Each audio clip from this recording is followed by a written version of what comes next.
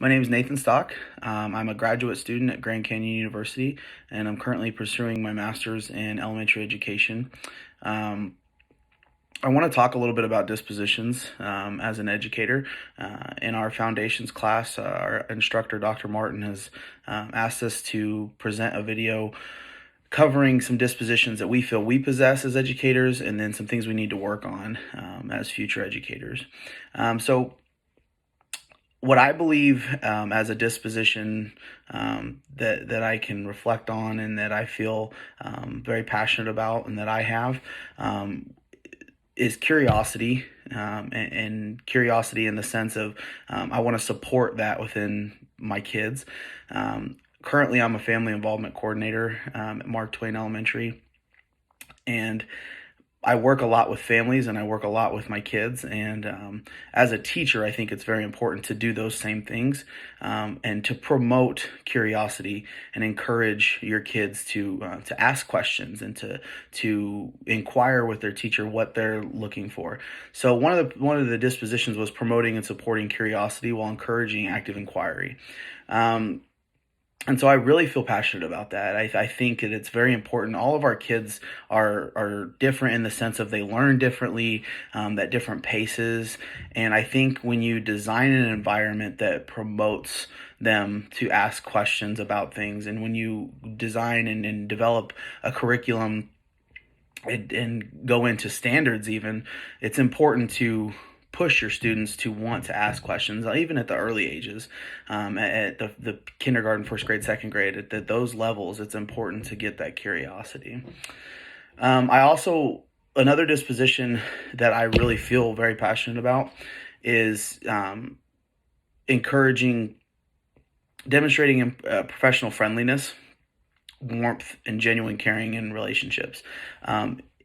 In any of my coworkers now, if you ask them, Mr. Stock, myself, I'm a very outgoing guy, especially around the kids, and I think when you bring that positivity to environment, such as a school and into education in general, even all the way through to the college level, you're going to bring that warmth. You're going to bring the friendliness, and I think it's going to create such a better environment for the kids to learn and for students to develop and to feel comfortable being curious and asking questions.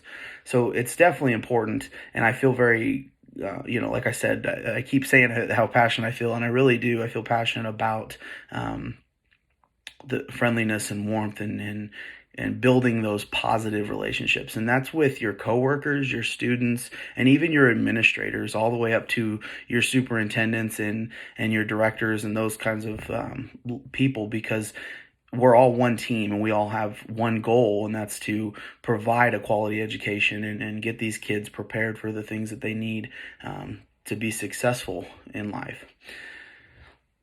And so, with talking about some things that I feel passionate about and that and I feel like I possess, I also want to cover a few things. One in particularly that I feel I need to work on, and that's the disposition that was in our survey, that was recognizing that reflection combined with experience leads to growth as a professional. So it's very important to not only understand that as a new educator that you have room for growth, but being able to understand and be open to constructive feedback from not just your peers, your administrators, but sometimes even your students. And understanding that that as a new teacher, you have an obligation to meet their needs and provide them with the things that they should need to be successful. As educators, it's also important to pay attention to bias. I work in a Title I school district, and we have a lot of kids that come from lower income families, and we have some kids that come from middle and even upper income families. And as an educator, you can't sit there and play favorites, and it's just not something that is going to make you successful. You need to show your kids that regardless of where they come from, their religion, the color of their skin, any kind of bias that's out there, it's important that you show them that you're there for them regardless of those things. And so, just treating all your students and their families, that's also important. I want to touch on families too, because it's important to provide families with those things also. And then finally, just to kind of talk about real quick, performance evaluations and observations, and the data collected in your room. A lot of people, I think a lot of your teachers, sometimes they kind of panic when it comes time to get observed by their principal.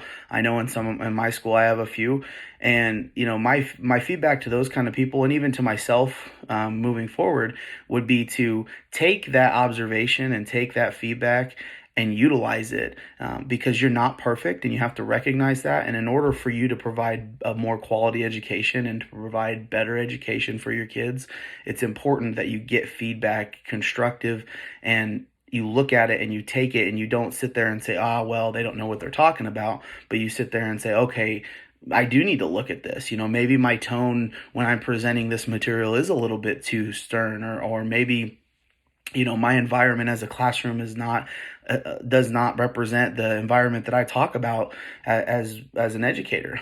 And so, it's just really important that we hone in and focus on and utilize our annual performance reviews and utilize that data that's collected, so that we can provide that better experience for our students. I want to thank you guys for watching this video, and I'm excited to become an educator very soon and finish this master's program. Go Lopes!